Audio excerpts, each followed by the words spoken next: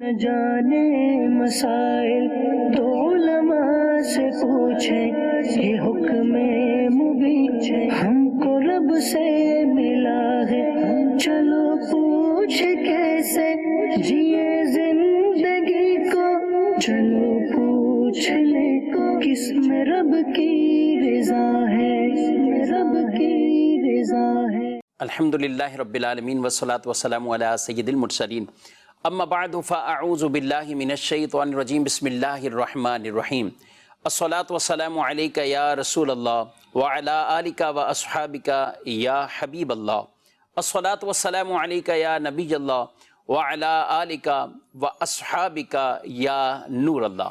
مدنی channel کے ناظرین، programme دارالافتاء اہل سنت میں آپ کو خوش آمدید کہتے ہیں۔ اللہ رب العالمین ہم سب کو دین متین کے احکامات سیکھ کر، سمجھ کر اور درست طریقے کے مطابق ان پر عمل کرنے کی توفیق عطا فرمائے۔ ابتداً درود پاک کی فضیلت ہمارے پیارے نبی صلی اللہ علیہ وآلہ وسلم کا فرمان معظم عالی شان ہے، ان اول الناس بی یوم القیامہ اکثرہم علیہ صلاۃ۔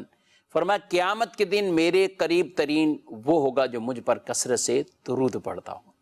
اللہ رب العالمین مجھے آپ کو عمل کی توفیق عطا فرمائے، کثرت کے ساتھ درود و سلام بارگاہ رسالت میں پیش کرنے کی سعادتیں عطا فرمائے۔ صلو علی الحبیب صلی اللہ تعالی علی محمد صلی اللہ علیہ وآلہ وسلم، صلاۃ و سلام علیکہ یا رسول اللہ۔ مفتی جمیل صاحب ہمارے مہمان ہیں، حضرت کو خوش آمدید کہتے ہیں۔ کیسے مزاج گرامی آپ؟ جزاکم اللہ خیر۔ اچھا، یہ بیسک کچھ لوگوں کا ہے انداز، وہ رجب میں ہی حساب کتاب کر کے زکوٰۃ نکالتے ہیں، اور بلکہ میں یہ کہوں کہ پنجاب کے بھی ایک تعداد ہے، ایک طبقہ ہے بزنس مین میں، تو رجب میں کوشش کرتے ہیں کہ وہ حساب کتاب کرتے ہیں، کچھ رمضان میں، تو کچھ شعبان میں، اور رمضان میں تو آپ کو پتہ ہے تقریباً اوورال سارے ہی رمضان میں ہی سمجھتے ہیں کہ زکوٰۃ، تو رمضان کے اندر زکوٰۃ نکالیں، شعبان میں نکالیں، رجب میں نکالیں۔ بیسک ایک مسلمان کو اس حوالے سے جو ایک ابتدائی معلومات ہونی چاہیے کہ وہ کب اپنی زکوٰۃ کا یہ حساب کتاب کریں۔ بسم اللہ الرحمن الرحیم، الحمدللہ رب العالمین، والصلاة والسلام علی سید الانبیاء والمرسلین۔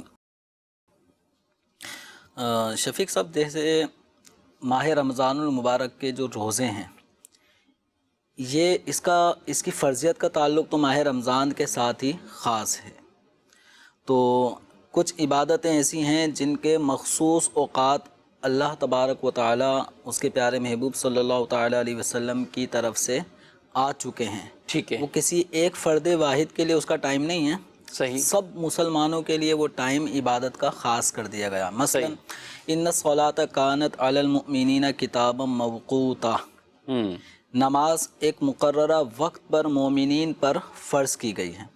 اب جو ٹائم فجر کا کراچی کے کسی کونے میں رہنے والے کے لیے ہے، دوسرے شخص کے لیے بھی وہی وقت کراچی میں جو شخص ہے اس کے لیے بھی وہی فجر کا وقت ہے۔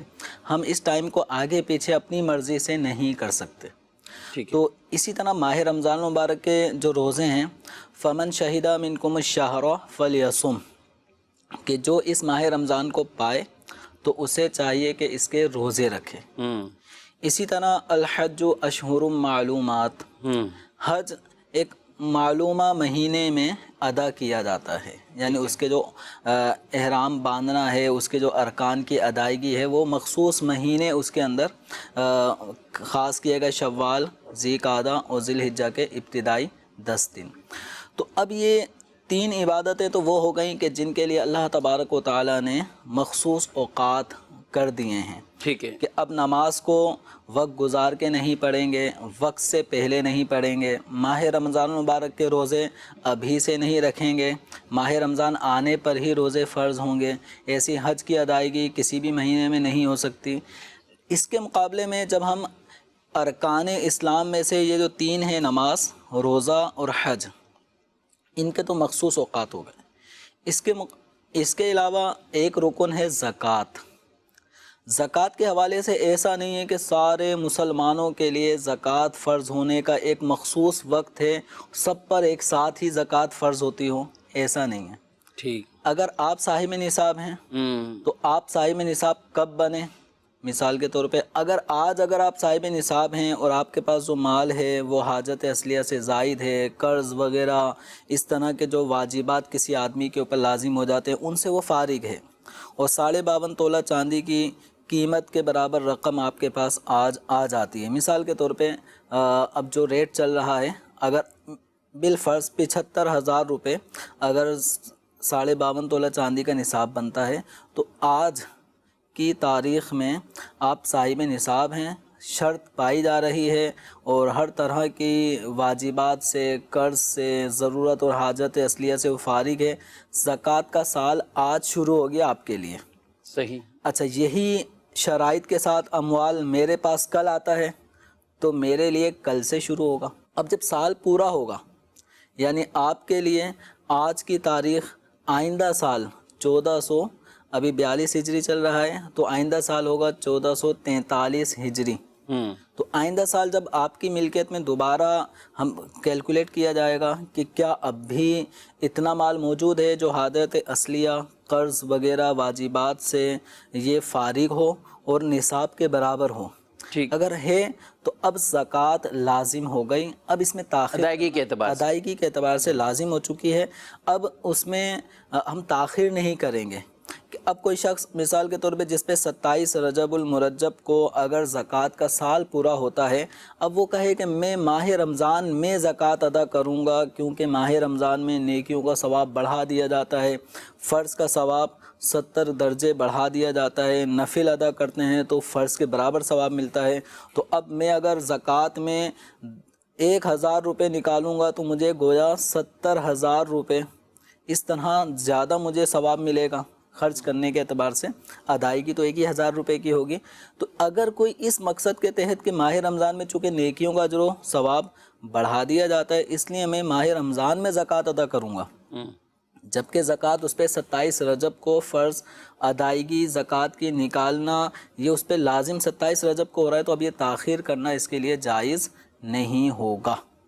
تو اسی طرح کسی کے اوپر زکوٰۃ لازم ہوتی ہے شعبان میں، کسی کا سال پورا ہوگا محرم میں، تو ہر آدمی کا ایک جدا گانا ٹائم پیریڈ ہے، نماز کی طرح، روزے کی طرح یا حج کی طرح، یہ من حیث المجموع کے سب کا ایک جیسا وقت ہوتا ہے۔ زکوٰۃ میں ایسا نہیں ہے۔ خود ایک گھر کے اندر رہنے والے جو افراد ہیں، والد صاحب کی زکوٰۃ کا سال کسی محرم میں شروع ہو رہا ہے، محرم میں پورا ہو رہا ہے، بیٹے کے اوپر زکوٰۃ ربیع الاول میں ہو رہی ہے تو بیگم کے اوپر زکوٰۃ کسی اور مہینے میں ہو رہی ہے، تو اس طرح زکوٰۃ کے حوالے سے کوئی ایک ٹائم پیریڈ سارے مسلمانوں کے لیے نہیں ہے۔ ہر شخص کی اپنی اپنی ملکیت کے اعتبار سے سال پورا ہونے کا وقت مقرر کیا گیا ہے۔ تو اب یہ ہے کہ ماہ رمضان المبارک میں ایک بڑی تعداد ہے جو زکوٰۃ ادا کر رہی ہوتی ہے۔ اب اس میں ایک مقصد یہ بھی ہوتا ہے کہ غریب جو مسلمان ہیں ان کی غمخواری ہو اور ان کو بھی ماہ رمضان المبارک میں اشیاء خور و نوش پہنچے، وہ بھی عید کی تیاریاں کریں، ان کے بچے بھی اچھے لباس پہنیں۔ تو اس حوالے سے لوگ زکوٰۃ کی ادائیگی کر رہے ہوتے ہیں ماہ رمضان میں۔ اب دو صورتیں ہیں، اگر آپ کی زکوٰۃ کا سال وہ شعبان المعظم میں یا رجب میں یا اس سے کچھ بھی مہینے پہلے پورا ہو جاتا ہے تو اب ماہ رمضان کا انتظار نہیں کر سکتے، ماہ رمضان تک زکوٰۃ کی ادائیگی میں تاخیر جائز نہیں ہے۔ یعنی ایک سال ان کو پورا ہو گیا، پچھلے سال وہ رجب میں صاحب نصاب ہوئے تھے، اب رجب کی وہ تاریخ جو بھی اسلامی قمری تاریخ، پہلے تو اس کو بھی مدرسہ کے ناظرین یہ یاد رکھنا چاہیے کہ یہ قمری تاریخ اس کی یعنی اسلامی تاریخ وہ نکالیں، اور یہ سوال مجھے معلوم ہے آپ کریں گے، بلکہ کئیوں کے ذہنوں میں آ رہا ہوگا یہ سوال کہ پتہ ہی نہیں ہے، ہمیں پتہ ہی نہیں ہے، تو ہم دیتے ہوئے آ رہے ہیں، تو اب کیا کریں، ہمیں اپنے صاحب نصاب ہونے کا وہ معلوم نہیں، تو ہمیں ویسے ہی سن معلوم نہیں ہے، اور آپ اسلامی تاریخ کہہ رہے ہیں تو مولانا صاحب یہ تو ہمیں ویسے ہی معلوم نہیں، تو بدرجہ اولا معلوم نہیں، تو جمیل صاحب کیا کہیں گے آپ ان کو کیا مشورہ دیں گے؟ اپنی جو نا بہت ساری چیزوں کو آدمی اگر ڈائری بنائے نا تو بہت ساری چیزیں اس کو یاد رہ سکتی ہیں کہ کس وقت یہ صاحب نصاب بنا، کتنا مال اس کے پاس آیا، کب کاروبار اس نے شروع کیا. تو اگر کسی کے پاس ڈائری سسٹم اگر کسی کا ہے, کسی کی عادت رہی ہو, تو اس کے لیے صفحے پلٹنے ہوں گے, ورک گردانی کرنی ہوگی, اور وہ اپنے مطلوبہ مقام تک پہنچ سکتا ہے کہ یہ وہ دن تھا کہ جس دن میں صاحب نصاب ہوا تھا. یعنی تھوڑی سی محنت کرنے سے یہ وہاں نتیجے پہ پہنچ جائے گا. آپ بجا کہہ رہے ہیں ڈائریاں بنی ہوئی ہیں, لیکن وہ ان چیزوں کی بنی ہوئی جو ہم نے کسی سے پیسے لینے ہیں. وہ 10 روپے بھی لینے ہیں تو وہ لکھے ہوئے ہیں اور ڈیٹ بھی لکھی ہوئی ہے, پروف بھی ہوگا کہ وہ آپ نے ہم سے لیے ہوئے ہیں. اتنا مال ہمارے گودام سے نکل کر آپ کی طرف گیا ہے تو اس کا حساب یہ آپ کے ذمہ لازم ہے. وہ سب بنا ہوا ہے. لیکن افسوس سے یہ کہنا پڑتا ہے یہ کہ جو شریعت کے معاملات ہیں, چاہے زکوٰۃ کے ہوں, آپ دیکھتے نہیں نمازوں کے قضا کسی سے پوچھیں کہ وہ خود ہی پوچھتے ہیں ہمیں تو پتہ ہی نہیں ہمارے اوپر کتنی نمازیں ہیں, قضا عمری ہماری کتنی رہتی یہ بھی ہمیں نہیں پتہ. تو وہ بھی حساب کروانے کے لیے آپ کے پاس بھی آتے ہوں گے, دارالفتہ میں آ کے پوچھتے ہیں کہ آپ ہمیں بتائیں. ٹھیک ہے, آپ مسئلہ تو ہم ان کے تک اسی طرح کا وہ پہنچائیں گے, لیکن ان چیزوں کا اگر اہتمام اس طرح ہوتا تو یہ کافی آسانی کی طرف وہ پہنچ جاتے. لیکن یہ جو آپ انداز بتا رہے ہیں یہ بھی معاون ثابت ہو سکتا ہے کہ یہ بآسانی پہنچ سکتے ہیں. ایک عورت کی کسی کی خاتون کی شادی ہوئی ہے, تو اب وہ شادی پر ہی زیور ملا, اگر اس سے پہلے اس طرح کا نہیں تھا معاملہ, تو ان کو بھی ظن غالب اس طرح کرائن سے ہو سکتا ہے کہ یہ بزنس کرنے والا, جاب کرنے والا, کب اس کی جاب لگی اور کب اس کے پاس کچھ سیونگ ہونا شروع ہو گئی. تو یہ انداز اختیار کیے جا سکتے ہیں. بالکل اس طرح یہ قرائن سے ہم حقیقت تک جتنا قریب پہنچ سکتے ہیں ہمیں جانا پڑے گا. اور بالفرض اگر ہمیں یہ نہیں پتہ چل رہا کہ ہم صاحب نصاب ہوئے کب تھے, بالکل آئیڈیا نہیں ہو رہا, تو اب چونکہ ظن غالب کرنا ہوگا, قوی گمان, آپ کا دل کا رجحان کس طرف ہے. تو جو قوی گمان ہو جس اسلامی مہینے کے حوالے سے, اب اولاً تو یہ ہے کہ انگریزی مہینہ بھی چل رہا ہوتا ہے, اسلامی مہینہ بھی کیلنڈر چل رہا ہے, تو اب یہ تاریخیں ہمیں جنوری فروری کے اعتبار سے تو معلوم ہوتی ہیں لیکن اسلامی اعتبار سے معلوم نہیں ہوتی.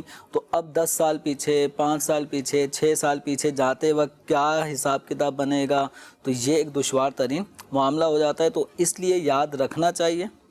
اور پھر اگر آپ کو ظن غالب ہوتا ہے کہ فلاں مہینہ وہ تھا کہ جس میں صاحب نصاب ہوا تھا اور باقاعدہ میں نے کاروبار کو وسیع کیا تھا, یا جیسے آپ نے کہا کہ خاتون کو جہیز میں جس طرح زیورات دیے جاتے ہیں اور وہ نصاب کے برابر پہنچتے ہیں, تو اب ان کے لیے بڑا آسان ہے کہ شادی کون سے مہینے میں ہوئی تھی, جنوری فروری, اس حساب سے وہ اندازہ لگا لیں کہ اس وقت اسلامی مہینہ کون سا تھا, تو اندازہ ہو گیا. اب وہ تاریخ کون سی تھی, کب ان کی ملک میں آیا تھا, تو یہ اندازہ ہونے کے بعد اب آئندہ دیکھیں گے اسلامی سال جب پورا ہوتا ہے وہی تاریخ آ جاتی ہے, وہی وقت آ جاتا ہے ان کی ملکیت میں آنے کا, سال پورا ہو گیا.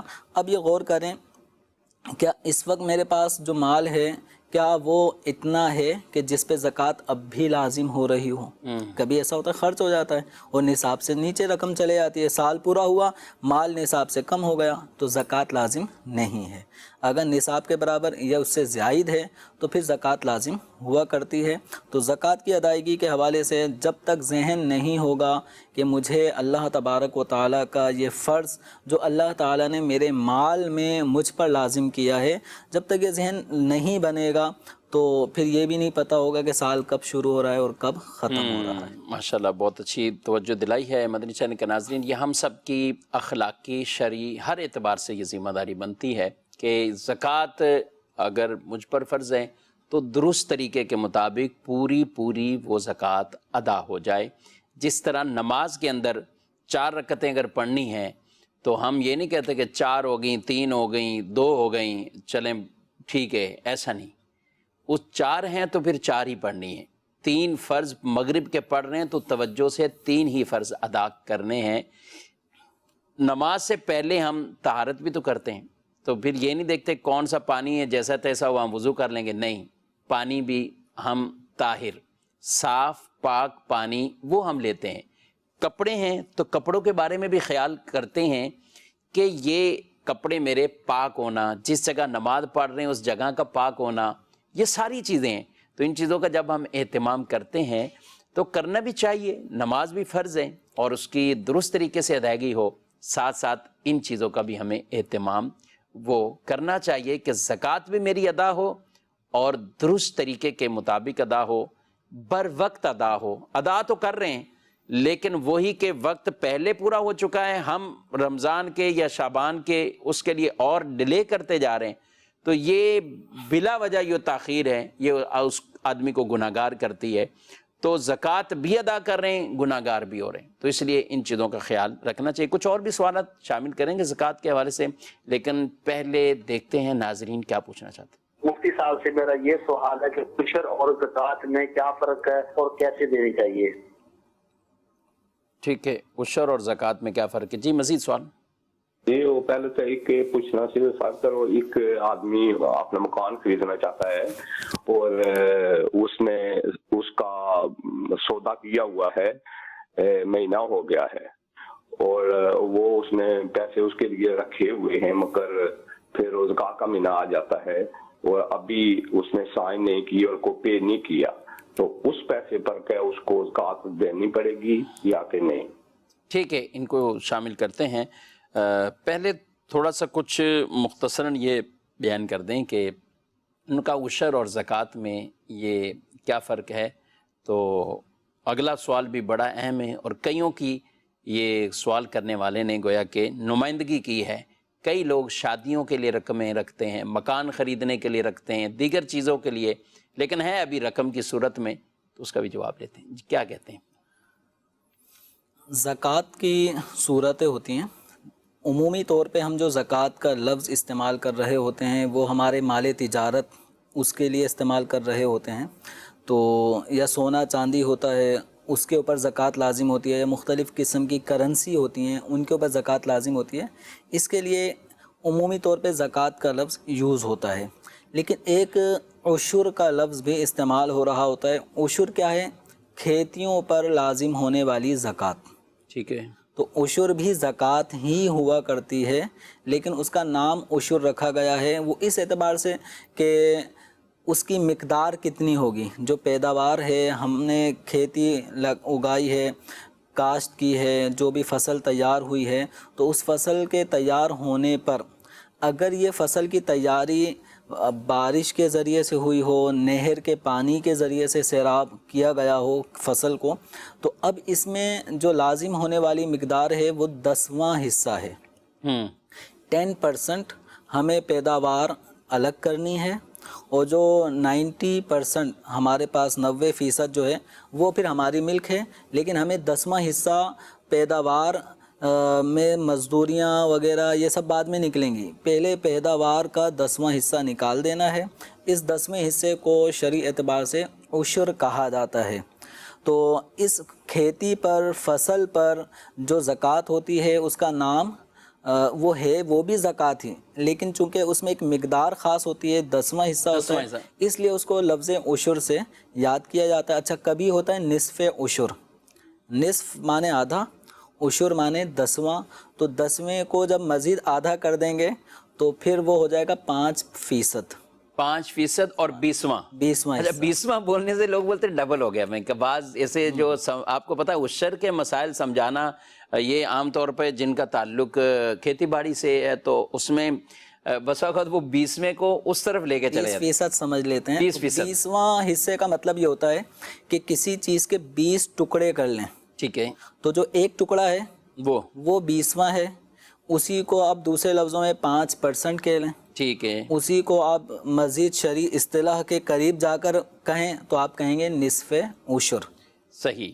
تو 10ویں حصے کا آدھا یعنی کہ 20واں حصہ. کسی چیز کے 20 حصے کرنے میں سے ایک حصہ، تو اب یہ وہ 5واں بنے گا، وہ 5%. 5%. اور تو اب یہ جو نصف عشر لازم کب ہوگا؟ مثال کے طور پہ ایک آدمی ہے جو اپنے کنواں اس نے کھدوایا ہے، کنویں کے ذریعے، پہلے تو ڈول والا سلسلہ ہوتا تھا، اب یہ مشینی نظام ہے، تو اب ٹیوب ویل کے ذریعے، مشینوں کے ذریعے پانی کھینچا جاتا ہے کنووں سے، یا نہر سے پانی مشین کے ذریعے وہ کھینچ رہے ہیں اور اپنی مشین کے ذریعے سے وہ ٹیوب ویل کے ذریعے سے اپنے زمینوں تک پہنچا رہے ہوتے ہیں، فصل کو سیراب کر رہے ہوتے ہیں. تو جو پانی خرید کر یا کنویں سے نکال کر اپنی محنت کر کے جب زمین کو سیراب کیا جاتا ہے تو اس پیداوار پہ 20واں حصہ یعنی 5% حصہ یہ کھیتی پر شریعت مطہرہ نے لازم کیا ہے۔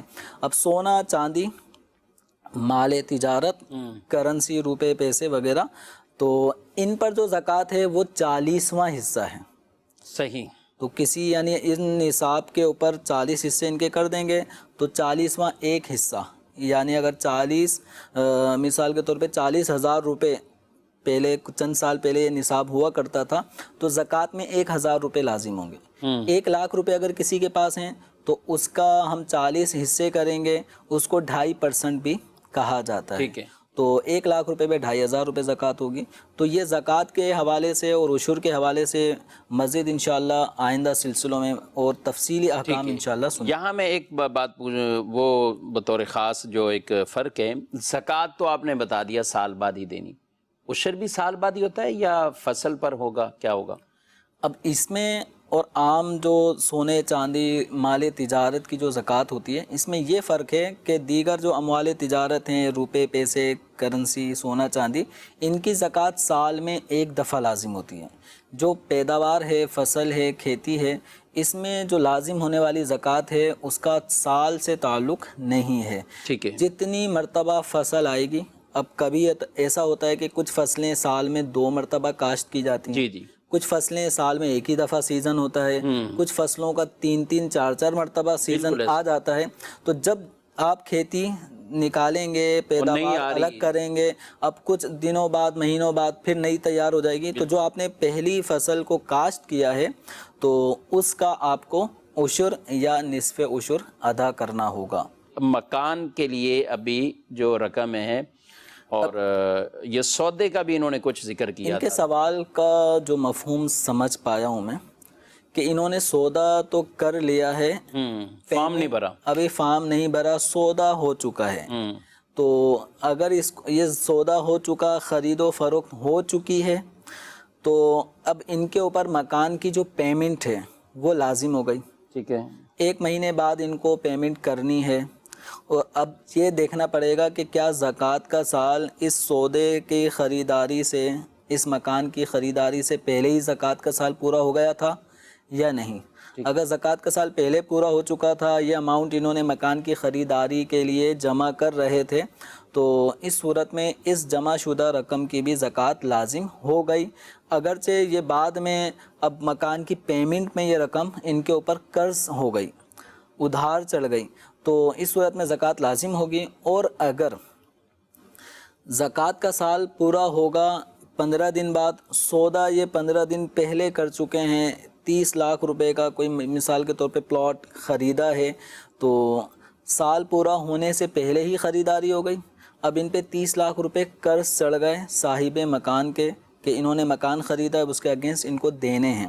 تو اب اگرچہ ادھار خریدا ہے، یہ 1 مہینے 2 مہینے 3 مہینے بعد پیمنٹ کریں گے، تو ان پر اس رقم کی زکوٰۃ لازم نہیں ہے کہ یہ رقم ان کے اوپر دوران سال بطور قرض چڑھ گئی ہے۔ ٹھیک ہے۔ تو اب جو قرض وغیرہ میں جتنی رقمیں ہوتی ہیں سال پورا ہونے پر، ان کو اموال زکوٰۃ سے منہا کیا جاتا ہے، مائنس کیا جاتا ہے، ان کو شمار نہیں کرتے۔ تو یہ جو ان کے اوپر یہ تو رقم چڑھ گئی ہے، تو مکان بھی تو ملکیت آیا ہے۔ اچھا، اب جو مکان کے بارے میں ہے تو اس کی 2 صورتیں بنیں گی۔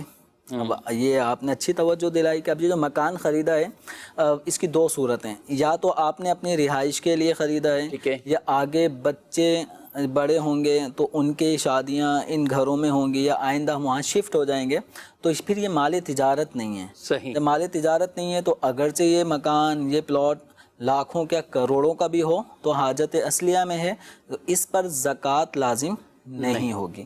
اچھا، اب دوسری صورت یہ ہے کہ یہ مکان یا یہ پلاٹ انہوں نے کاروباری مقصد کے لیے خریدا ہے کہ اچھے داموں مل رہا ہے، لے لیتے ہیں، اور پراپرٹی کی ویلیو جب بڑھے گی تو اس کو بیچ دیں گے، تو یہ پلاٹ یا مکان پھر مال تجارت ہوا، اور مال تجارت پہ زکوٰۃ لازم ہوا کرتی ہے۔ اب یہ پیسوں کے بجائے اب اس مکان کے ویلیو کو دیکھیں گے کہ سال پورا ہونے کے وقت اس پلاٹ کی یا مکان کی ویلیو کیا ہے، تو مال تجارت میں اور دیگر اموال کے ساتھ اس پلاٹ کو بھی پھر آپ کو شامل کرنا ہوگا، حساب کتاب لگانا ہوگا، پھر جو واجبات ہیں، قرض ہیں، وہ رقم مائنس کرنی ہوگی، جو بچے گی اس پر جو 40واں حصہ شریعت مطہرہ نے زکوٰۃ کے طور پہ لازم کیا ہے اس کی ادائیگی کرنی ہوگی۔ کیا بات ہے۔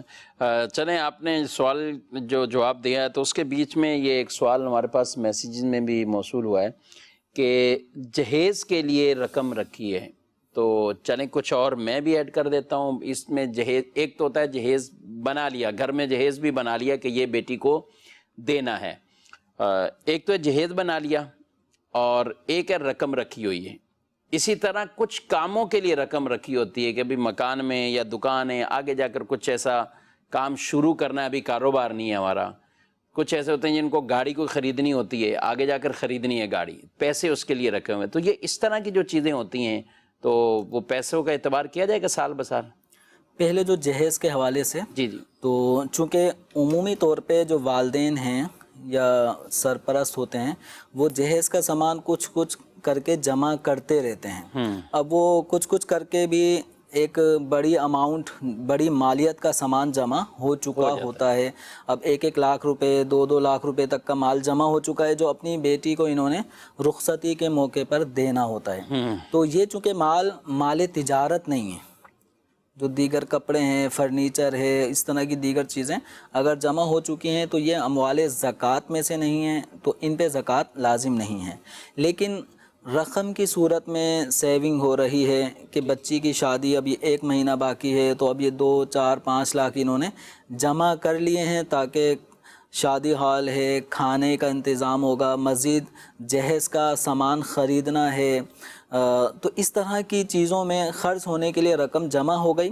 تو اس رقم پر اگر سال گزر چکا یا جس وقت آپ کے اموال زکوٰۃ پر سال گزر رہا ہے اور یہ رقم بھی آپ نے 1 مہینے بعد کام آنی ہے یہ رقم، لیکن سال آپ کا 1 مہینے پہلے زکوٰۃ کا پورا ہو چکا ہے، تو اس مال پر بھی زکوٰۃ لازم ہوگی، بشرطے کہ قرض میں اتنا ڈوبا ہوا نہ ہو آدمی کہ جب زکوٰۃ قرض وغیرہ مائنس کریں تو آپ صاحب نصاب ہی نہ رہیں، یا آپ کی یہ رقم حاجت اصلیہ میں مستغرق نہ ہو۔ تو اب یہ عمومی طور پہ شادی بیاہ میں جو رقم جمع کی جا رہی ہوتی ہے، یا تو آدمی قرض لے رہا ہوتا ہے، ٹھیک ہے، یہ حاجت اصلیہ سے عمومی طور پہ زائد ہوتی ہیں، لیکن یا تو کسی سے قرض لے رہا ہوتا ہے۔ اس کی ایک صورت کیا ہے کہ 5 لاکھ روپے BC ان کی کھلی ہے اور یہ رقم انہوں نے جمع کر لی، اب یہ 10-10 ہزار روپے مہینہ کر کے بھلے یہ جمع کروا رہے ہیں، قسط اتار رہے ہیں، لیکن ان کے پاس جو رقم آئی ہے یہ ٹوٹلی طور پہ قرض ہے۔ جتنی رقم انہوں نے جمع کروائی تھی وہ ان کو گویا واپس مل گئی، اور جتنی رقم زائد ان کو حاصل ہوئی وہ ان کے اوپر قرض ہو گیا۔ تو اب زکوٰۃ پوری ہونے کے وقت ان کو قرض وغیرہ کو مائنس کرنا ہوگا۔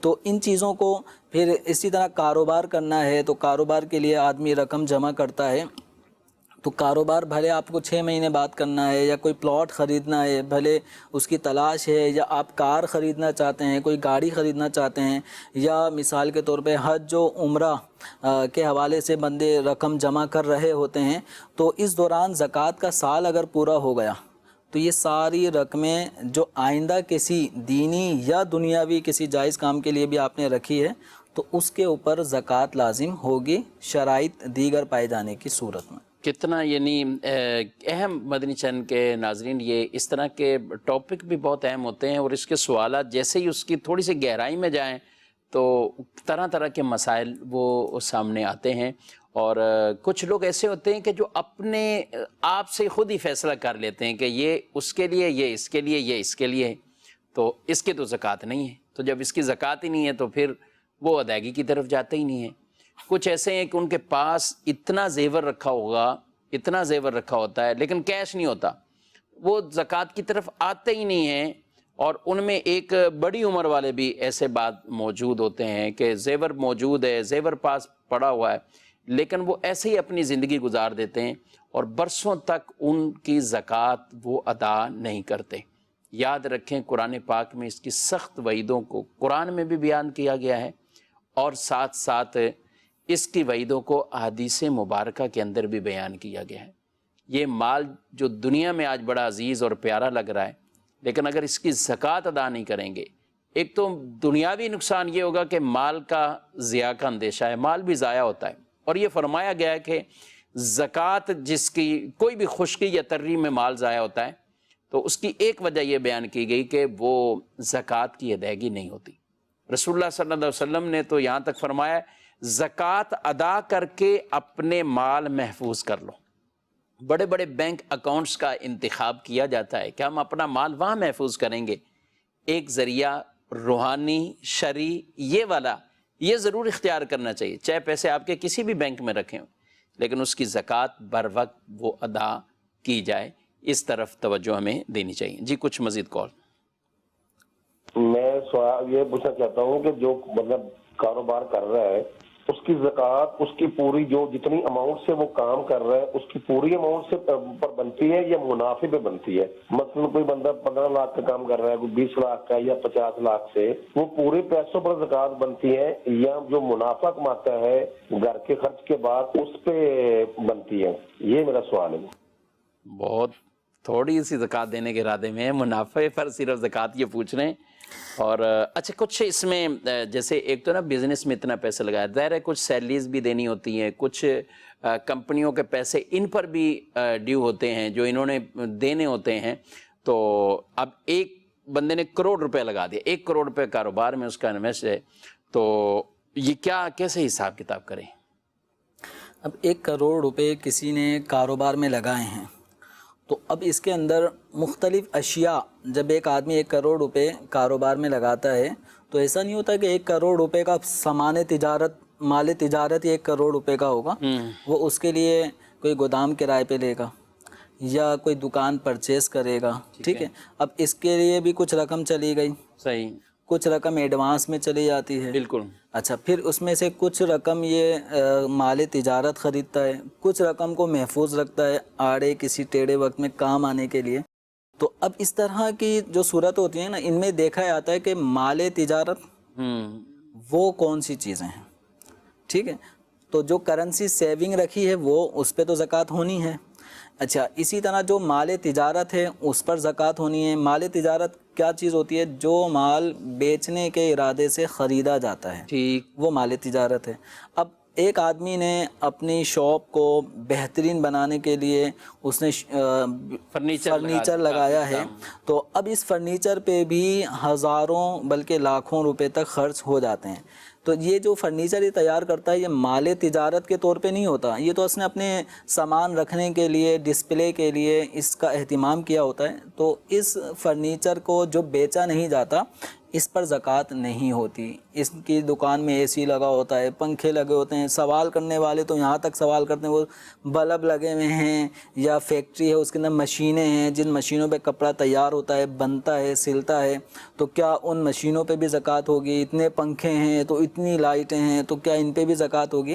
تو یاد رکھیں زکوٰۃ لازم ہوگی مال تجارت پر، مال تجارت پر۔ جو یہ چیزیں مال تجارت، یہ چیزیں مال تجارت نہیں ہیں تو ان پہ زکوٰۃ لازم نہیں ہوگی۔